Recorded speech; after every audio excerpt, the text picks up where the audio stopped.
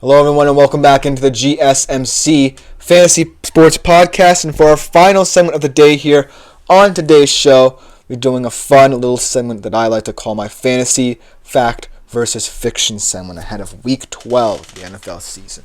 This is one of my favorite segments, newer one that gives me opportunities to present some bold fantasy claims to you guys and justify them or debunk them. And a couple of these are a little bit far-fetched, I must say. But I feel like this group of takes that I came up with this week definitely are very viable. Without further ado, let's jump right into it. Starting off, yet again, some Seahawks-Cardinals talk. Let's talk about DK Metcalf yet again as well. Potentially being the wide receiver one amongst fantasy wide receivers this week, and I definitely think this is fact. I definitely think that DK Metcalf is going to play a huge role and have a huge impact in this game. And I feel like, Geno has been trying to distribute the wealth in this offense, and it's been to good effect. JSN's definitely had a couple good weeks so far. Tyler Lockett's still someone who I think can get the job done. It's a very reliable pair of hands in that system. And, even some guys like A.J. Barner and Noah Fant are still effective. But when all is said and done, in a very important game, look for Geno to trust DK Metcalf, his number one receiver in this offense the most. Because chances are the Cardinals want to turn this into a shootout. I feel like they think that they can take advantage of some of the offensive ineptitudes that have faced Seattle over the past couple of weeks, and they feel that their offense is capable of putting up 30 to 35 points in this game. But I feel like in order for the Seahawks to match that, they're going to come out as they've always come out, willing to pass the football. And all Geno has to do is be smart with the football and get it to DK, and I think that'll be pretty effective. And it's not an indictment of the Seattle receiver corps by any means to say that JSN and Tyler Lockett won't be factors, but DK is going to be the biggest because of his physicality, because of what he means in this matchup for a guy like Geno who needs a receiver to step up. So look for DK to take advantage of that and potentially have a very big fantasy performance, potentially a career-defining fantasy performance in this matchup for Seattle. So I definitely think that this one lies in the fact camp. Then my second one that I'm going to come up with, a little bit of a weirder one, but the Titans' defense potentially being one of the more surprising ones of the week. And while I definitely hype them up a little bit in this game against the Texans, I'm definitely going to say this is fiction.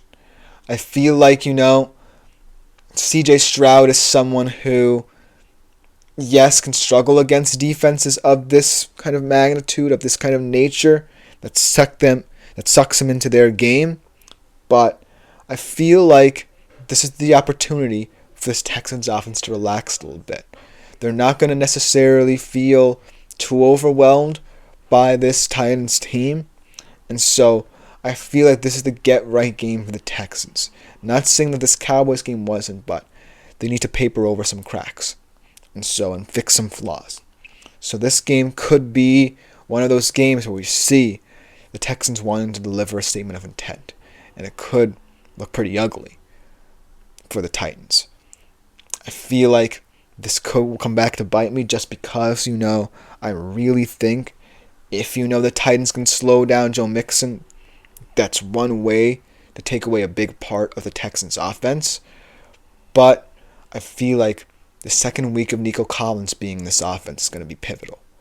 And I feel like he's going to get going in this one as well. So that's half the battle, the Titans' defense, but not the whole battle. Because you have to find a way to stop Nico Collins. And if you can't, it could turn into a pretty ugly game for you yet again. So I feel like this one is going to have to fall strictly into the fiction camp for me. But this is the one where I feel like I could be proven most wrong. Just because I'm really, really high on a defense like this. Now, I said the same thing a little bit about the Colts, and they have an even tougher matchup against the Lions. So hopefully, one of these defenses shocks me this weekend, whether it be the Colts or the Titans. but this definitely feels like one that I could definitely see becoming a fact by the end of Sunday's slate of games, just because I think that highly of the Titans defense. Then the third one I want to talk about. This one's a little bit of a weird one too, but given the context of both of these teams, right? Not just considering one of them, it can be justified that this could be a bowl of fantasy claim. How about the Broncos and Raiders potentially being a fantasy snooze fest? I feel like, this Raiders team is certainly the team that is definitely the reason why this game gets dragged down in terms of significance and magnitude. And the Broncos are definitely carrying the burden in terms of fantasy production in this one. But I'm going to say fiction for both of these sides, actually. Because I feel like, this Raiders team also had an OC change. And they did what I always wanted them to do, and that's get Brock Bowers more involved. And so Brock Bowers, once he's involved, he's a very exciting fantasy prospect. A lot of fantasy football managers have been waiting for him to have a game much like he did against Miami. And this week I think he can replicate it. It's a tough physical defense that he's facing, but I feel like if they focus on getting him the ball in short to intermediate areas of the field, they definitely can get going here. As the Broncos, we already know that this team's very appealing from a fantasy perspective. But I think the weirdness about it, that potentially could lean more towards the fact camp, is that because of the many different ways Bo Nix distributes the football to different players, it could get a little bit muddy in who to pick. Because Sutton, has been a major part of this offense for many years now, but hasn't necessarily been the focal point of this offense. Mims, has started to come into his own. Javonte Williams is still a viable fantasy option on the ground. So there's so many different weapons that it could be tough to choose who really stands out in a game like this, where they should dominate on the offensive side of the football, but it just makes it that much more fun. I'm really starting to love the Broncos.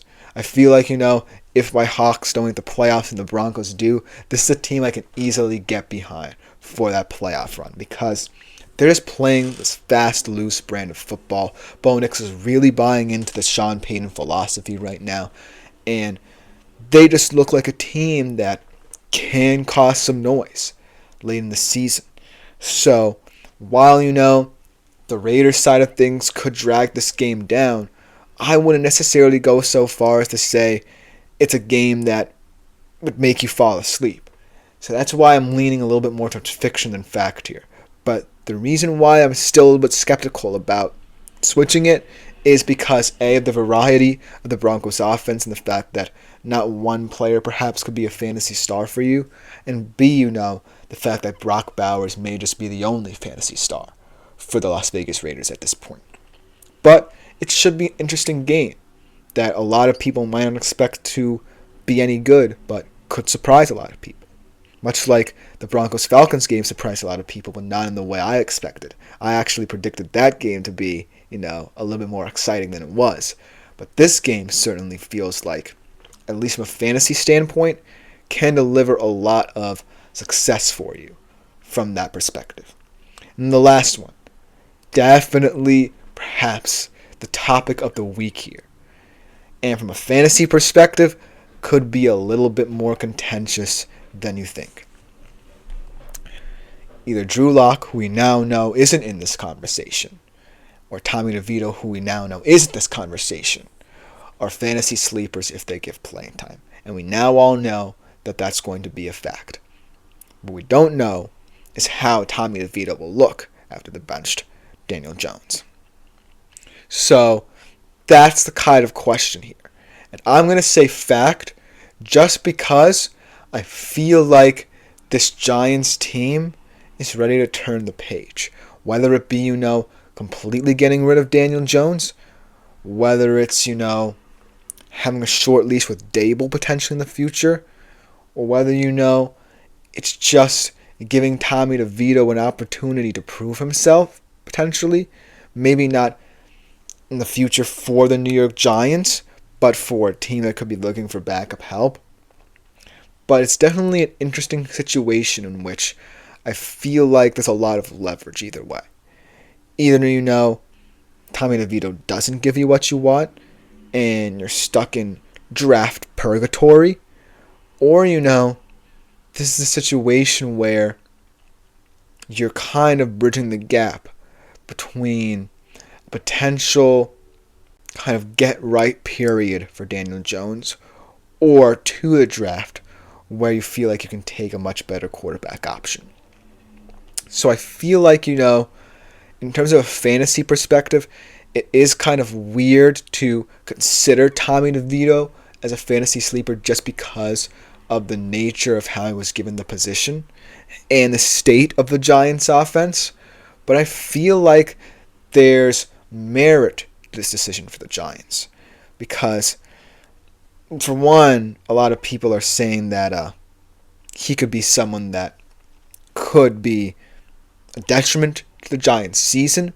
But the way I look at it, I think this is a decision for the Giants that puts them in a headspace of at least knowing that for the rest of the season, they can be reliant on some sort of competency at quarterback. As Sheppy Sweetbot says, Tommy Cutlet's saucy starter. I indeed agree. I feel like he at least brings, a certain moxie to this Giants offense that might have been missing with Daniel Jones. And I'm not necessarily certain as to what this says about the future of the New York Giants organization, but it's certainly a decision that gives the season much more intent than expected. As Daniel Jones destined to back up for the next few years to Sheppy Sweet Spot, I feel like that could be a play for the Giants as well. Just because, I'm not willing to completely say that Daniel Jones is a quarterback who's going to be out of the league by next year, but I feel like, he is kind of one of those trusty dusty backup, so to speak, who could step in effectively for someone in the future. But for now, this is the situation. This is where the Giants are. And for as long as Tommy DeVito's there, you have to consider him, at the very least from a fantasy perspective. As Sheppy Sweetspot says, maybe he pulls a Geno or Baker comeback down the road. Who knows? Because it's a very interesting situation there in New York, and we're going to have to see how it all plays out. But that'll just about do it for today's edition of the GSMC Fantasy Sports Podcast, brought to you as always by the GSMC Sports Network. I've been Christopher Shepard. Thank you all for tuning in. We'll be back here tomorrow at 3:30 p.m. Eastern Standard Time. As always, consider liking, following, and subscribing to the show during that time. It's a great way to contribute and interact with the show. But other than that, I am out till tomorrow. Have a great rest of your day.